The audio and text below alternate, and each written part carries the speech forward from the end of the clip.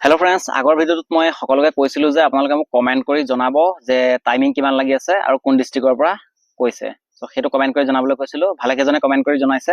চ' সেইকাৰণে মই এতিয়া সেইসকলৰ নামো কৈ যাম আৰু লগতে কোন ডিষ্ট্ৰিক্টৰ সেইটো কৈ যাম আৰু টাইমিং কেনেকুৱা সেইটোও কৈ যাম, লগতে কাৰ ইম্প্ৰুভমেণ্টৰ প্ৰয়োজন আছে সেয়াও মই কৈ যাম।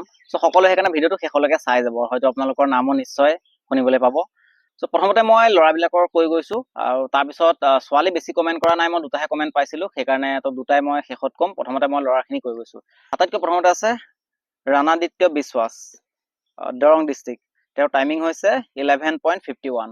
ভাল টাইমিং, 12ৰ ভিতৰতে আহিছে।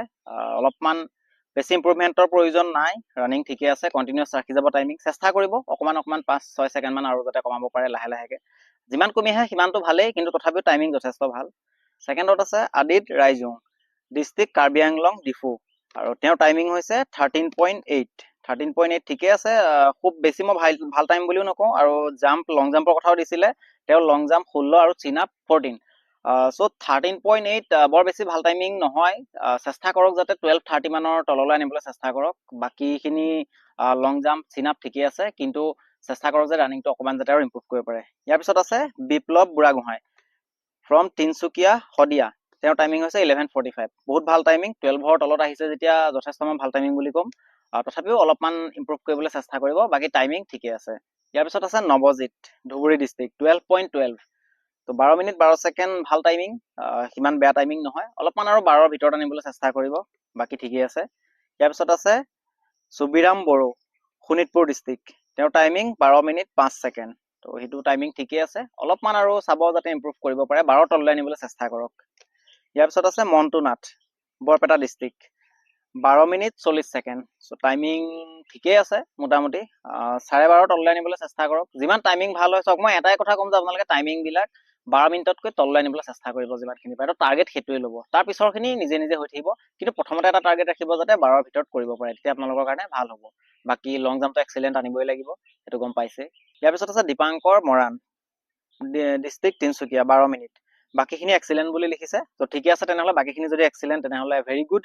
আৰু 12 মিনিটতকৈ ঠিকে আছে, টাইমিঙো ঠিক আছে। লাহে চাব অলপ যাতে ইম্প্ৰুভ কৰিব পাৰে, বাকী টাইমিং সিমান বেয়া নহয়। ইয়াৰ পিছত আছে নিকুমণি ডেকা, মৰিগাঁও ডিষ্ট্ৰিক্ট। তেওঁৰ টাইমিং হৈছে 12 মিনিট 30 ছেকেণ্ড। বাকী জাম্পৰ কথা দিছিলে, লং জাম্প 17 দিছিলে, মানে 17 ফুট, আৰু চিন আপ 14। লং জাম্প যদি 17, চিন আপ 14 গৈছে, বহুত ভাল কথা, আৰু সেইটো এক্সিলেণ্ট। বাকী ৰানিংটো চাব, 12:30 পৰা যাতে লাহে 12লৈ আনিব চেষ্টা কৰিব। ইয়াৰ পিছত আছে মাধুৰ্য বৰা, ডিব্ৰুগড় ডিষ্ট্ৰিক্ট। তেওঁৰ টাইমিং হৈছে 12 মিনিট 15 ছেকেণ্ড, আৰু 4.8 কিলোমিটাৰ টাইমিঙো দিছিলে। যিটো কামাণ্ডোৰ টাইমিং আছিলে সেইটো দিছে 19 মিনিট 30 ছেকেণ্ড। সেইটো টাইমিঙো ঠিকে আছে। তো কামাণ্ডোটো চেষ্টা কৰিব, যেতিয়া যদি কামাণ্ডো ইণ্টাৰভিউ তেতিয়া চেষ্টা কৰিব যাতে 19 মিনিটৰ ভিতৰত ৰানিং কৰিব পাৰে। আৰু বাকী যিটো আপোনাৰ 15 ছেকেণ্ড এক্সট্ৰা লাগিছে 12 মিনিট, সেই 15 ছেকেণ্ডটো কমাবলৈ চেষ্টা কৰক, তেতিয়া আৰু আপোনাৰ ভাল হ'ব। ইয়াৰ পিছত আছে নৱজিত গগৈ, ছেম ডিব্ৰুগড় ডিষ্ট্ৰিক্ট। তেওঁৰ টাইমিং হৈছে 13 মিনিট। 13 মিনিটটো অলপ বেছি লাগিছে, ঠিকে আছে। যদি নতুন হয় তেনেহ'লে ভাল কথা, কোনো কথা নাই। কিন্তু যদি অলপ পুৰণা, আগৰ পৰা দৌৰি আছে, তেনেহ'লে 13 মিনিটটো মই বৰ ভাল বুলি নকওঁ। চেষ্টা কৰক লাহে 13ৰ পৰা যাতে 12লৈ আহিব পাৰে। ইয়াৰ পিছত আছে লক্ষ্মণ পেগু, মাজুলী। তেওঁৰ টাইমিং হৈছে 11 মিনিট 20 ছেকেণ্ড। এইটো যথেষ্ট ভাল টাইমিং। এতিয়ালৈকে যিমানখিনি টাইমিং পাইছোঁ, 11 মিনিট 20 ছেকেণ্ডটো আটাইতকৈ বেষ্ট পাইছোঁ মই যিখিনি কমেণ্ট পাইছোঁ। আৰু কাৰোবাৰ থাকিব পাৰে, কিন্তু মই যিখিনি কমেণ্ট পাইছোঁ তাৰ ভিতৰত 11 মিনিট 20 ছেকেণ্ডটোৱে বেষ্ট। আৰু তেওঁৰ টাইমিং যথেষ্ট ভাল, আৰু যদি লং জাম্প আৰু বাকী যদি চব এক্সিলেণ্ট হয় লগতে, তেনেহ'লে তেওঁৰ আৰু ভাল কথা। তো ভাল লাগিল টাইমিংটো জানি। ইয়াৰ পিছত আছে Ritu, Kamrup district. Timing 11 minute 50 second, আৰু 4 মাহ আগত আছিল বুলি তেওঁ কৈছে। যিহেতু যদি 4 মাহ আগত 11 মিনিট 50 ছেকেণ্ড আছিলে, আৰু যদি প্ৰেক্টিচ যদি একেধৰণে কৰি আছে, তেনেহ'লে নিশ্চয়কৈ তাতকৈ ভালেই হ'ব লাগে, বা একেটা টাইমিং হ'ব। চ' টাইমিং সিমান সমস্যা নাই, ঠিকে আছে টাইমিং, ভালকৈ অনুশীলন কৰি থাকক। ইয়াৰ পিছত আছে কাৰ্পামগাম দলে, আৰু এয়া হৈছে লখিমপুৰ ডিষ্ট্ৰিক্টৰ, আৰু তেওঁৰ টাইমিং হৈছে 11 মিনিট 20 ছেকেণ্ড। এইটো বেষ্ট টাইমিং, আৰু আগতে এজন দিছিলোঁ 11 মিনিট 20 ছেকেণ্ডটো বেষ্ট আছিলে। চ' এইটো 11 মিনিট 20 ছেকেণ্ড দিছে, সেইটো ভাল টাইমিং, যথেষ্ট ভাল টাইমিং। বাকীখিনি যদি এক্সিলেণ্ট আছে তেনেহ'লে কোনো কথা নাই, ৰিজাল্ট বহুত ভাল হ'ব। ইয়াৰ পিছত আছে শিৱা সূত্ৰধৰ, তেওঁৰ ডিষ্ট্ৰিক্ট হৈছে চিৰাং, আৰু টাইমিং 13 মিনিট। চ' 13 মিনিট অকণমান কমাব চেষ্টা কৰিব। মই আগতেও কৈছোঁ যে 12টো টাৰ্গেট ৰাখি ল'ব। 12টো যদি টাৰ্গেটত ৰাখে তেতিয়াহ'লে আপোনাৰ কোনো সমস্যা নাই, বাকীখিনিতো এক্সিলেণ্ট মাৰিবই লাগিব। বাকী এক্সিলেণ্ট টাইমিং যিটো দিছে 10 মিনিট, সেইটোতো একেবাৰে নেশ্যনেল টাইমিঙৰ নিচিনা হৈছে। তো সেইটো মই আশা নকৰোঁ, কাৰণ কিয় যিহেতু লং জাম্পৰ লগত কৰি নিবলগীয়া হয়, চিনাপো কৰিব লগা হয় আৰু যথেষ্টখিনি বেলেগ মিলাবলগীয়া হয়, সেইকাৰণে কি হয় একেলগে কম্বিনেশ্যন কৰি পেলাই 10 মিনিটৰ ভিতৰত দৌৰাটো সম্ভৱ নহয়। 10 মিনিটত দৌৰিবলৈ হ'লে অনলি ৰানিঙতে ফ'কাছ থাকিব লাগিব আৰু বহুত ভালদৰে কৰিব লাগিব, সেইটো বেলেগ, সেইকাৰণে তাৰ বিষয়ে মই নকওঁ।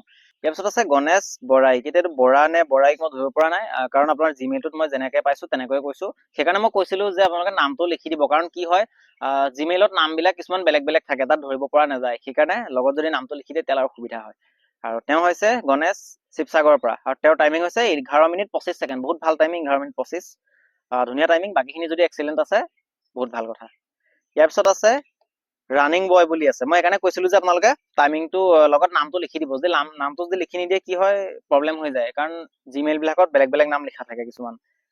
চ' ৰানিং বয় মৰিগাঁৱৰ, আৰু তেওঁৰ টাইমিং হৈছে 12 মিনিট 50 ছেকেণ্ড। বাকী 200 মিটাৰ ফিল্ডত বুলি কৈছে, 200 মিটাৰ ফিল্ড যদি ঠিকে আছে, 12 মিনিট 50 ছেকেণ্ড বেয়া টাইমিং বুলি নকওঁ, অলপ যাতে ইম্প্ৰুভ কৰিব পাৰে চেষ্টা কৰিব।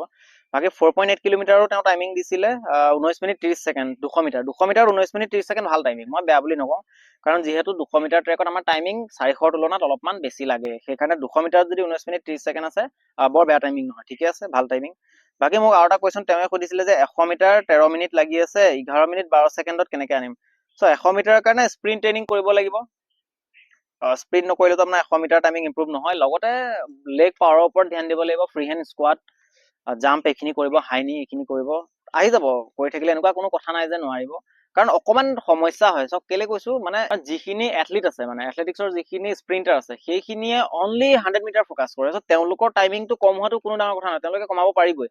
আৰু আপোনালোকে কষ্ট কৰিছে 3200 মিটাৰৰ কাৰণে, আকৌ 4800 মিটাৰৰ কাৰণে, লগতে লং জাম্পৰ কাৰণে, চিন আপৰ কাৰণে, আকৌ আপোনালোকে চেষ্টৰ চিন্তা কৰিব লাগে। ইমানখিনি কৰাৰ পিছত 11.12 ছেকেণ্ডত অনাটো যথেষ্ট কঠিন হয়, কিন্তু ইম্পচিবল নহয়, পাৰিব নিশ্চয়, কিন্তু আনতকৈ অলপ সময় লাগিব, কাৰণ আপুনি গোটেইখিনি মেইনটেনেঞ্চ কৰিবলগীয়া হৈছে। সেইকাৰণে কি হয় স্প্ৰিণ্টিঙৰো প্ৰেক্টিচখিনি বেলেগ থাকে আৰু লং ৰানিঙৰ প্ৰেক্টিচ সম্পূৰ্ণ বেলেগ, দুটা একেবাৰে ডিফাৰেণ্ট হৈ যায়। চ' সেইকাৰণে কি হয় একেলগতে গোটেইখিনি কভাৰ কৰাটো অকণ কঠিন হয়, কিন্তু আহিব নিশ্চয়, যদি ভালকে কৰে 11:30 11:40 আনিব পাৰিব। মোৰো আছিলে টাইমিং 11:60 মান আছিলে, মই যেতিয়া আগতে চাইছিলোঁ। এতিয়াতো মই লং ডিষ্টেঞ্চ খেলোঁ কাৰণে মই 100 মিটাৰটো টাইমিং নাচাওঁ, কিন্তু মোৰো আহিছিলে 11:60 11:65 এনেকুৱা আহিছিলে মোৰো, সেইকাৰণে চেষ্টা কৰিলে পাৰিব। বাকী ল'ৰাৰ ইমানতে শেষ হৈছে, আৰু ছোৱালী মাত্ৰ দুটা কমেণ্টে পাইছিলোঁ। চ' ফাৰ্ষ্ট হৈছে লিপিকা দাস, যোৰহাট, 7 মিনিট 23 ছেকেণ্ড। ময়ো যোৰহাটৰে হয়, ভাল লাগিলে জানি যে যোৰহাটৰ আছে। আৰু 7 মিনিট 23 ছেকেণ্ড মই বিশেষ ভাল টাইমিং বুলি নকওঁ, চেষ্টা কৰক যাতে 7 মিনিটৰ তলত আহিব পাৰে।